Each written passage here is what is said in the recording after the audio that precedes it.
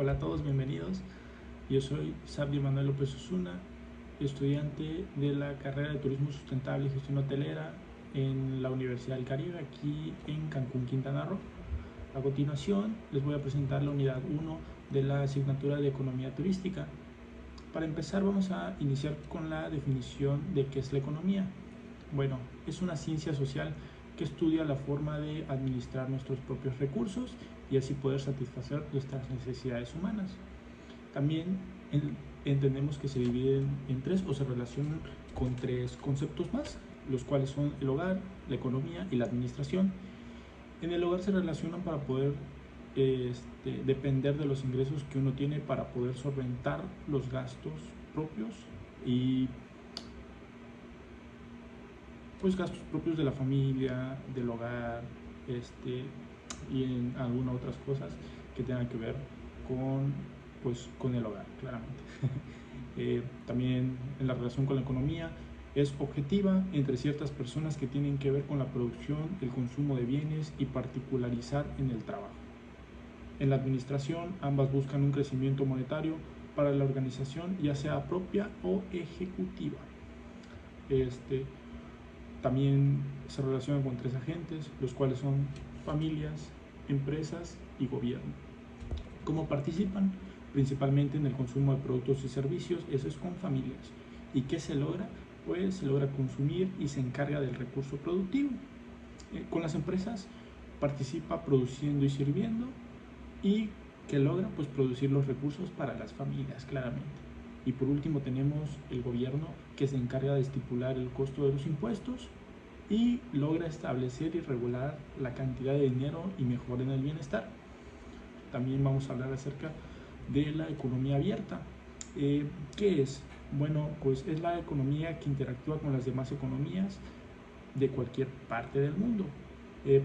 Un ejemplo muy claro es alguna franquicia reconocida a nivel mundial o incluso bienes y recursos enviados por aduanas. Por ejemplo, tenemos a McDonald's, Starbucks, ¿qué más? Domino's Pizza y pues también donde nos envían los recursos, ya sean inmuebles y todo eso, exactamente. La economía cerrada es la que solo interactúa con la economía de su sociedad, es decir, que solamente interactúa en un solo país, en su propio país, no se relaciona con los demás. Por ejemplo, tenemos a Corea del Norte, que no importa ni exporta bienes ni recursos. También tenemos la definición de macroeconomía y microeconomía. La macroeconomía estudia el comportamiento global de la economía y algunos ejemplos son los cambios en la producción, la inflación y el PIB. Y la microeconomía son las decisiones de las personas, ya sean físicas o morales, y un ejemplo de esto son las deudas, el consumo del hogar y los salarios. También en la unidad 1 vimos acerca de los recursos escasos y algunos ejemplos. Para que me entiendan, es cuando no se cuentan o hay una muy poca cantidad de algún recurso necesario que es fundamental para poder satisfacer nuestras necesidades. Como bien sabemos, 4 recursos muy importantes para nosotros son el agua, la tierra, el carbón y los combustibles fósiles. También vimos que es el costo de oportunidad, es el que utiliza para priorizar alguna otra inversión, por lo tanto se debe evaluar con cada elección para poder presidir por alguna otra que tiene un menor costo de oportunidad. También vimos la clasificación de los bienes, se clasifican en 3.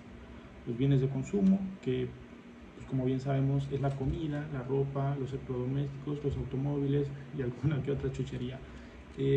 También tenemos los bienes intermedios, que estos son madera, combustibles, harina, materias primas y los bienes de capital, que son maquinarias, inmuebles, instalaciones e infraestructura.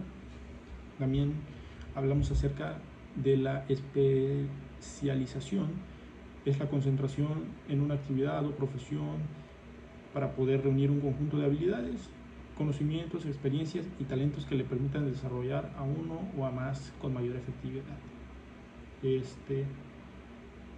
También vimos los 4 factores de producción, que son la tierra, el trabajo, capital, capacidad empresarial y la tecnología, que ese se podría decir que es el nuevo factor de producción. Y por último vimos que es una teoría. Una teoría es una explicación amplia para una variedad de fenómenos que incluyen muchas hipótesis, leyes, y pues que deben de tener una serie de características estructurales.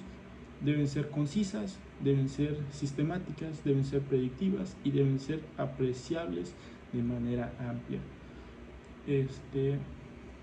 También el profesor nos explicó que es una teoría económica y es la que agrupa las leyes y axiomas de la ciencia económica, y a su vez las agrupa en 2 grandes ramas, la microeconomía y la macroeconomía, que hace un momento les mencioné.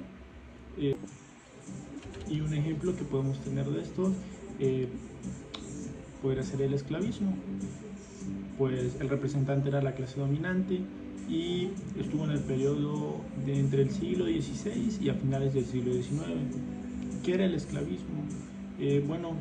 Pues a los esclavos que la gente de recursos compraba, los marcaban y eran transportados en barcos bajo contextos insalubres e inhumanos, lo cual, aduanado a diversas enfermedades, daban como resultado un alto número de muertes de personas africanas que no sobrevivían por las extremas condiciones. También pues voy a hablar acerca de cómo fue evolucionando la economía a través de los años. Lo primero fue una comunidad primitiva, fue el estadio más antiguo de la organización social, política y económica de la especie humana. Esto fue alrededor del siglo XIX, si no me equivoco. También tenemos el modo asítico de producción, que está ligado a la organización de grandes trabajos económicos que sobrepasan los medios de las comunidades particulares o de los individuos aislados y que constituyen esas comunidades para sus condiciones de actividad productiva. Esto fue alrededor del año 3500 a.C., como bien mencionaba el esclavismo, que fue a partir del siglo XVI. También tenemos el feudalismo, era el sistema de las sociedades medievales europeas de los siglos V al VIII, en el que se establecía una jerarquía social basada en el control administrativo local de distribución de la tierra de unidades. Esto fue alrededor del siglo IX, más o menos. Bueno, siglo V.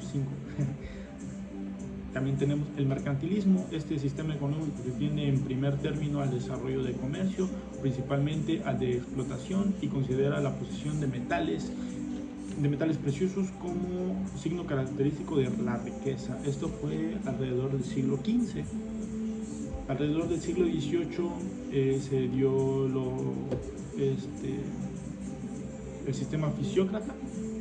Sostenían que la tierra era única entidad generadora de riqueza y que por lo tanto debían fomentarse las actividades de agricultura. También tenemos la etapa clásica. En esta fase se construyeron algunos de los complejos arquitectónicos más notables, producto de sociedades estratificadas y rígidamente controladas por sus señores, sobre todo por medios religiosos. Esto fue alrededor del año 490 a.C., hace mucho tiempo. Alrededor del siglo XIX tenemos el marxismo, que sintetiza la propuesta iniciada por Marx para su pensar críticamente la sociedad capitalista y su superización a través de la alternativa revolucionaria. Por esta razón propone como paradigma una ciencia ruptura epistemológica para pensar la sociedad, sobrevirtuarla. También tenemos a la etapa neoclásica, que esta fue alrededor del siglo XVIII. Este movimiento artístico y cultural que surgió como en el siglo XVIII como reacción a los estilos barroco y rococó predominantes en la época. De ahí nos pasamos al keynesianismo, que fue en el año 1970. Como los precios eran un tanto rígidos. Las fluctuaciones de cualquier componente del gesto, consumo, inversión o gasto público hacen variar el producto. Esa es la definición acerca de este. También tenemos el concepto monetario, que es el pensamiento que afirma que los estados que emiten su propia moneda no enfrentan una restricción presumentaria, en el sentido que tradicionalmente se trata en el análisis macroeconómico contemporáneo. Esto fue alrededor del año 1944. En el año 2005 tenemos a las escuelas de expectativas. Implica una clara comunicación sobre lo que se puede lograr con ciertas restricciones de tiempo, recursos y alcance, con el objetivo de mantenerse alineado con la realidad del proyecto, con las expectativas. Y por último tenemos a la globalización, que es la creciente integración de las economías de todo el mundo, especialmente a través del comercio y los flujos financieros. Esto fue alrededor del siglo XIX. Y bueno, esto fue todo lo que vimos en la primera unidad de economía turística. Espero que les haya gustado el video. Muchas gracias.